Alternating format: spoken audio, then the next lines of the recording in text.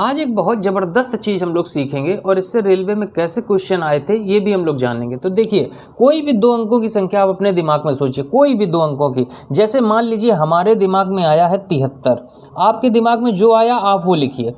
अब इसको पलट दीजिए, इसके अंकों को क्या करिए, पलट दीजिए। तो जब हमने इसके अंकों को पलटा तो ये संख्या क्या बनी, 37। 7 इधर था, 3 इधर था, अब हम 3 इधर ले आए, 7 इधर ले आए, तो संख्या को पलट दिया। अंकों को जैसे ही हमने पलटा तो एक संख्या ये बनी। अब इसको घटा लीजिए। जब आप इसको घटाएंगे ना तो देखिए 13 में 7 गया, कितना बचा, 6 बचा। और यहाँ 6 में 3 जाएगा, 3 बचेगा। तो जो भी संख्या हमको प्राप्त होगी वो हमेशा 9 से कटेगी। जो भी संख्या हमको प्राप्त होगी वो हमेशा किससे कटेगी, 9 से। आप कुछ भी मान लीजिए, कुछ भी सोच लीजिए जो आपके दिमाग में आए। आप कहोगे सर हम 20 सोचना चाहते हैं, कोई बात नहीं, 20 सोच लो। इसके अंकों को पलटो, अंकों को पलटेंगे तो 0 इधर आ जाएगा, 2 इधर आ जाएगा, और घटा लो। घटाओगे तो कितना आया, 18। ये देखिए 9 से कट रहा है, 9 दूनी 18। कुछ भी आप मान लो, जो भी आपके दिमाग में आ रहा हो, कोई भी 2 अंकों की संख्या आप मानो। जैसे हमने मान लिया क्या, हमने मान लिया, सपोज मान लेते हैं 68 मान लिया। इसके अंकों को पलटो, अंकों को पलटोगे तो क्या आएगा, 86 आएगा। अब हमेशा बड़ी में से छोटी घटती है, तो बड़ी ये है, छोटी ये, तो अंकों को पलट दिया। अब जो संख्या बनी इन दोनों को घटाओ, तो घटाएंगे तो बड़ी में से छोटी घटाते हैं, तो घटाने से जो भी हमको मिलेगा, 16 में 8 गया 8, 7 में 6 गया 1, 18 आया, 9 से कटेगा। तो ये एक इम्पॉर्टेंट नियम है, इसको आप लोग अपने दिमाग में रखिएगा कि कोई भी 2 अंकों की संख्या आप मान लीजिए, उसके अंकों को पलटिए और घटाएंगे तो हमेशा 9 से कटेगा। अब इसी में अगर हम कुछ भी बोल दें आपसे, मान लीजिए हमने कुछ भी बोल दिया, हमने मान लिया बोल दिया कि ए बी है, हमने बोल दिया ए बी है, कोई एक 2 अंकों की संख्या ए बी है, इसके अंकों को पलट करके एक संख्या बनाई गई है, तो ये संख्या क्या हो जाएगी, बी ए हो जाएगी। इसको घटाएंगे तो जो भी प्राप्त होगा वो किससे कटेगा, तो आप तुरंत बता दोगे कि सर 2 अंकों की कोई संख्या होती है, उसके अंकों को पलट कर एक संख्या जो बनाई जाती है, तो जो उसका अंतर होता है वो हमेशा किससे कटता है, 9 से कट जाता है। तो ये एक इंपॉर्टेंट नियम है और इसी से रिलेटेड इस तरह का क्वेश्चन एग्जाम में बन करके पूछा गया था। अब दूसरा रूल क्या है, दूसरा रूल ये है कि कोई भी आप 2 अंकों की संख्या मान लीजिए, कोई भी 2 अंकों की संख्या, जैसे हमने मान लिया जा सपोज 12। अब इसके अंकों को पलटिए, अंकों को पलटेंगे तो हो जाएगा 21। अब इसको अभी हम घटा रहे थे, अब हम कह रहे हैं जोड़ दीजिए, तो जब हम जोड़ेंगे तो क्या मिलेगा, हमको मिलेगा 33। तो जो भी मिलेगा वो हमेशा 11 से कटेगा। किससे कटेगा, 11 से कटेगा। अंतर हमेशा 9 से कटेगा और जोड़ हमेशा 11 से कटेगा। देखिए 11 तियां 33 होता है। कुछ भी मान लो, जो दिमाग में आए, 2 अंकों की संख्या माननी है, जो दिमाग में आए मान लो। जैसे हमने मान लीजिए, मान लिया 45। अब इसके अंकों को पलटो, 54 हो गया, जोड़ दो, कितना आया, 99। 11 से कटता है, 11 नहीं 99। कुछ भी मान लो जो दिमाग में आए, मान लो हमने मान लिया 87। 87 के अंकों को पलटो, 78, जोड़ दो, कितना हुआ, 8 7 15 और 8 7 15 1 16, 165। 11 से कट रहा है, बिल्कुल कट रहा है, भाग दे के देखो, 11 1 कम 11, 5 बचा, इसको उतारेंगे, 11 5 55, कट गया ना पूरा पूरा। तो ये एक नियम है, इस नियम को आप लोग बिल्कुल दिमाग में रखिएगा और इससे रिलेटेड एग्जाम में खूब क्वेश्चन बने हैं। देखिए यहाँ पर रूल क्या है कि 2 अंकों की संख्या और उसको पलट कर बनी संख्या का अंतर हमेशा किससे कटता है, 9 से कटता है। जैसे एक एग्जाम्पल हम यहाँ पर लिख दें तो आप लोग नोट्स बना लीजिएगा। जैसे हम मान लेते हैं यहाँ पर हमने लिख दिया क्या, 72, और इसके अंकों को पलटा तो क्या हो गया, 27। जब हमने इसको घटाया तो घटाएंगे तो 12 में 7 जाएगा, कितना बचेगा, 5, और 6 में 2 जाएगा, कितना बचेगा, 4। तो 45, देखिए 9 से कट रहा है, नपना 45 होता है। दूसरा नियम क्या हमने बताया कि 2 अंकों की संख्या और उसको पलट कर बनी संख्या का योग हमेशा किससे कटता है, 11 से कटता है। एक एग्जाम्पल ले लेते हैं और एग्जाम्पल के तौर पे हम यही ले लेते हैं 72। इसको अंकों को पलटा, जोड़ दिया, जोड़ा तो 99 आया। देखिए ये 11 से कट रहा है, 11 नहीं है 99। अब इससे रिलेटेड कैसे एग्जाम में क्वेश्चन पूछा गया था, चलिए इसको देखते हैं। देखिए क्या क्वेश्चन पूछा गया है, क्वेश्चन पूछा गया है कि यदि पी क्यू एक 2 अंकों वाली कोई संख्या है तो P Q minus Q P, यानी यहाँ पर देखिए जो भी संख्या के अंक थे इनको पलटा गया, क्यू इधर ले आए, पी इधर ले आए, तो संख्या के अंकों को पलट दिया गया और इसका अंतर निकाला गया। कहा गया निम्नलिखित में से किससे पूर्णतया विभाज्य होगी। तो जिसे आता है कॉन्सेप्ट वो तुरंत मार देगा कि हमेशा अंतर किससे विभाजित होता है, 9 से। और संख्या के अंकों को पलट कर बनी संख्या का योग किससे विभाजित होता है, 11 से। तो अगला क्वेश्चन देखिए, यदि एक्स वाई एक 2 अंकों वाली वाली संख्या है तो X Y plus Y X निम्नलिखित में से किससे पूर्णतः विभाज्य होगा। तो देखिए यहाँ पर 2 अंकों वाली संख्या थी और इसके अंकों को पलटा गया और इसका योग हमेशा किससे विभाजित होगा, तो 11 से विभाजित होगा। तो इस तरह का क्वेश्चन जब कभी एग्जाम में आएगा तो उम्मीद करता हूँ आप लोग कर पाएंगे। अब हम बढ़ते हैं 11 की डिविजिबिलिटी की तरफ। 11 से रिलेटेड काफ़ी क्वेश्चन एग्जाम में बनते हैं और इससे तोड़ करके भी एग्जाम में क्वेश्चन बनते हैं, वो हम आगे समझेंगे। तो सबसे पहले अब हम समझते हैं एक इम्पॉर्टेंट कॉन्सेप्ट 11 की डिविजिबिलिटी का। कोई संख्या 11 से कब कटती है उसको हम सीखते हैं। देखिए कोई संख्या 11 से कब कटेगी, कोई भी हम संख्या मान लेते हैं। जैसे हमने ये संख्या ले ली सपोज 4 2 3 2 6, ये हमने मान लिया। तो हमेशा संख्या को एक एक अंक करके जोड़ो। जैसे यहाँ से स्टार्ट करेंगे और एक एक अंक छोड़ करके जोड़ेंगे।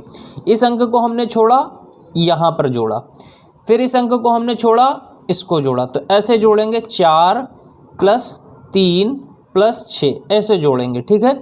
इसके बाद जो बचा अब उसको वहाँ से दूसरे अंक से स्टार्ट करेंगे और एक एक अंक करके जोड़ेंगे। ये अंक छोड़ा और इसको जोड़ा, तो 2 और 2 कितना हुआ, 2 और 2 हो गया 4। तो 4 3 7 6 कितना हुआ 13 और 2 और 2 कितना हुआ 4। अब इन दोनों को घटाएंगे। घटाने में अगर 0 प्राप्त हो, क्या प्राप्त हो, 0 प्राप्त हो या फिर 11 प्राप्त हो तो वो संख्या हमेशा 11 से कट जाएगी। हमने क्या बताया कि आप क्या करें, आप संख्या को एक एक अंक कर छोड़ करके जोड़ते जाएं, एक एक अंक छोड़ करके जोड़ते जाएं। मतलब संख्या के सम स्थानों का योग, विषम स्थानों का योग का अंतर अगर 0 आ जाए या 11 आ जाए तो वो संख्या हमेशा 11 से कट जाती है। यहाँ पर देखिए 13 में से 4 जाएगा तो कितना बचेगा 9। 9 में ना तो 0 आया ना 11 आया, मतलब ये संख्या पूरी 11 से नहीं कटेगी। पूरा भाग देने की ज़रूरत नहीं है। जैसे एक क्वेश्चन और हम लेते हैं। सपोज हमने मान लिया यहाँ पर कोई संख्या लिखी है 9 8 7 6 5 3 2 4 5 6, इतनी लंबी संख्या लिख दी। हमने पूछा बताइए ये 11 से कटेगी कि नहीं। तो आपको क्या करना है, एक एक अंक छोड़ करके शुरुआत करनी है और जोड़ते जाना है। 9 7 16 लिखना नहीं है बार बार, 9 7 16, 16 5 कितना हुआ 21, 21 और 2 कितना हुआ 23, 23 और 5 कितना हुआ 28, तो 28 लिख लिया, ठीक है। अब यहाँ पर देखिए ये अंक बचा था तो यहाँ से एक एक अंक छोड़ करके जोड़ेंगे। तो 8 6 कितना हुआ 14, 14 और 3 कितना हुआ 17, 17 और 4 कितना हुआ 21, 21 और 6 कितना हुआ 27, 27 आया। तो 28 में से जब हम 27 घटाएंगे तो क्या आएगा 1 आएगा। हमने क्या बोला, हमने ये बोला कि अगर 0 आए या फिर 11 आए तभी वो संख्या 11 से कटेगी, लेकिन यहाँ 1 आया मतलब ये संख्या 11 से नहीं कटेगी। तो 11 की डिविजिबिलिटी का रूल आप सभी लोगों को समझ में आ गया। जैसे एक एग्जाम्पल और लेते हैं। हमने कहा बताइए 1331 है, क्या ये 11 से कटेगा। तो आपने एक एक अंक छोड़ करके जोड़ा तो देखिए 3 और 1 कितना हुआ 4। यहाँ पर भी देखेंगे तो 3 और 1 कितना हुआ 4, इसको घटाया तो कितना हुआ 0, यानी ये 0 आ गया, मतलब ये पूरी संख्या 11 से कटेगी। बात समझ में आई। चलिए क्वेश्चन की तरफ बढ़ते हैं और देखते हैं कैसे क्वेश्चन एग्जाम में पूछे गए थे। तो देखिए पहला क्वेश्चन क्या लिखा है, पहला क्वेश्चन लिखा है कि अगर संख्या ये है, कह रहा है 11 से विभाजित है तो अंक x का मान क्या होगा। तो 11 से विभाजिता का नियम क्या होता है कि हम एक एक अंक छोड़ करके जोड़ें। तो 9 और 2 क्या हुआ, 9 2 हुआ 11, 11 और 8 कितना हुआ, 11 और 8 हुआ 19, 19 और 6 कितना हुआ, 19 6 हो गया 25। अब 25 इसके बाद अब ये बचा तो इसको एक एक अंक छोड़ करके जोड़ो। तो 3 और 4 कितना हुआ 7, 7 और x यानी 7 + x, 7 + x। अब हमें क्या करना है, दोनों का अंतर करना है। अब अंतर में एक विशेष बात यह ध्यान रखिएगा कि जब यहाँ कहीं प्लस माइनस का चिन्ह होता है तो हमेशा इसको ब्रैकेट लगा देते हैं, क्योंकि ये चिन्ह दोनों में जाएगा। तो इस चिन्ह को जब हम अंदर निकालेंगे तो ये क्या होगा, -7 होगा, और यहाँ माइनस प्लस का गुणा होता है तो क्या होता है, माइनस हो जाता है, और ये x आएगा। देखिए 25 में 7 जाएगा तो कितना बचेगा, 25 में जब हम 7 घटाएंगे तो 18 बचेगा, तो 18 - x। अब हमें x का मान निकालना है तो आप दिमाग मत लगाओ, ऑप्शन रखो। अगर हम 5 रखेंगे तो x की जगह अगर हम 5 रखेंगे तो 18 में 5 जाएगा तो कितना बचेगा बताइए, 13 बचेगा। ना तो 0 बचा ना 11 बचा। अगर 0 और 11 बचता है तभी वो 11 से कटता है, मतलब ये ऑप्शन नहीं होगा। 2 रख करके देखेंगे तो जब हम x की जगह 2 रखेंगे तो 18 में 2 जाएगा तो कितना बचेगा, 16 बचेगा। तो ना तो 0 बचा ना 11 बचा, मतलब ये भी नहीं होगा। 8 रखेंगे तो जब हम 8 रखेंगे तो यहाँ पर आप देखेंगे कि 18 में 8 जाएगा तो 10 बचेगा। तो ना तो 0 बचा ना 11 बचा, मतलब ये भी नहीं होगा। जब हम 7 रखेंगे तब हम यहाँ पर देखेंगे कि 18 में 7 जाएगा, 11 बचेगा, मतलब यही हमारा ऑप्शन सही है। अगला क्वेश्चन देखते हैं। अगर ये चीज़ समझ में आ गई होगी तो आप अपने मन से क्वेश्चन को बना पाएंगे। अगला क्वेश्चन लिखा क्या है, लिखा है कि अगर संख्या x 44 61 11 से विभाज्य है तो x का मान क्या होगा। बताइए जरा खुद से करके x का मान क्या होगा। हम क्या करेंगे, एक एक अंक छोड़ करके जोड़ेंगे। तो देखिए 4 + x, 4 में 1 जोड़ेंगे तो 5 होगा, 4 और 1 5, 5 + x तो 5 + x, ठीक है, ये हो गया। इसके बाद बचा क्या, यहाँ पर ये बचा 6 और 4 कितना हुआ, 4 और 6 कितना हुआ, 10 10। अब इनका अंतर करना है हमको। जब अंतर करते हैं तो या 0 आए या 11 आए, तभी वो संख्या 11 से कटती है। तो अगर ये 11 से कट रही है तो इसका अंतर 0 आना चाहिए या फिर 11 आना चाहिए। तो ऑप्शन रख के देखो, x की जगह जब हम 2 रखेंगे तो 5 और 2 कितना होगा, 7, और 10 में 7 घटेगा तो 3 बचेगा, मतलब ये ऑप्शन नहीं होगा। जब हम 3 रखेंगे तो 5 और 3 कितना होगा, 8 होगा, और 10 में 8 जाएगा तो 2 बचेगा, मतलब ये भी ऑप्शन नहीं होगा। 4 रखेंगे तो 5 और 4 9 होगा, 10 में 9 जाएगा तो 1 बचेगा, मतलब ये भी ऑप्शन नहीं होगा। जब हम 5 रखेंगे तो देखिए यहाँ पर 5 और 5 कितना हो जाएगा, 10 हो जाएगा, और 10 में जब 10 घटाएंगे तो कितना आ जाएगा, 0 आ जाएगा। तो जैसे ही 0 मिल जाएगा तो वो संख्या 11 से कट जाएगी। तो हमारा ऑप्शन कौन सा सही होगा, डी सही होगा। चलिए इस क्वेश्चन को देखिए, लिखा है कि यदि 7 अंकों की एक संख्या है 11 से विभाज्य है तो x और y के योग का कोई एक मान क्या होगा। तो हम 11 से विभाज्यता का नियम क्या होता है, 11 से विभाज्यता का नियम होता है कि आप एक एक अंक छोड़ करके जोड़ते जाइए। तो 5 और 4 कितना हुआ, 9, 9 और 5 कितना हुआ, 14, 14 और 3 कितना हुआ, 17। तो 17 ये हो गया भाई, ठीक है भाई, हम यहाँ लिख लेते हैं 17, ठीक है। अब ये क्या क्या बचा, 0, 0 मतलब कुछ नहीं, कुछ नहीं। इसके बाद आगे क्या आया, x, x के बाद क्या आया, y, तो x प्लस y, इन दोनों का अंतर, इन दोनों का अंतर क्या होना चाहिए, या तो 0 आए या तो 11 आए। अब हम ऑप्शन रखते हैं। अगर हम यहाँ पर क्या पूछा गया है, x और y के योग का मान, x और y के योग का मान, यानी x और y के योग यही है ना, इसका मान पूछा गया। तो इसका मान ऑप्शन से उठा करके रखते जाओ। तो अगर हम 11 रखेंगे तो देखिए x प्लस y की जगह अगर हम 11 रखेंगे तो 17 में 11 जाएगा तो कितना बचेगा, 6, 0 तो नहीं बचा, तो ये गलत हो गया। 5 रखेंगे तो 17 में 5 जाएगा तो कितना बचेगा, 12 बचेगा, ना तो 0 बचा ना 11 बचा, तो ये भी नहीं होगा। जब हम 17 रखेंगे तो 17 में 17 जाएगा तो कितना बचेगा, 0 बचेगा। देखिए जब x प्लस वाई की जगह 17 रखोगे तो 17 में 17 घटेगा तो कितना बच जाएगा, 0। तो यही हमारा ऑप्शन सी सही हो जाएगा। बात समझ में आई।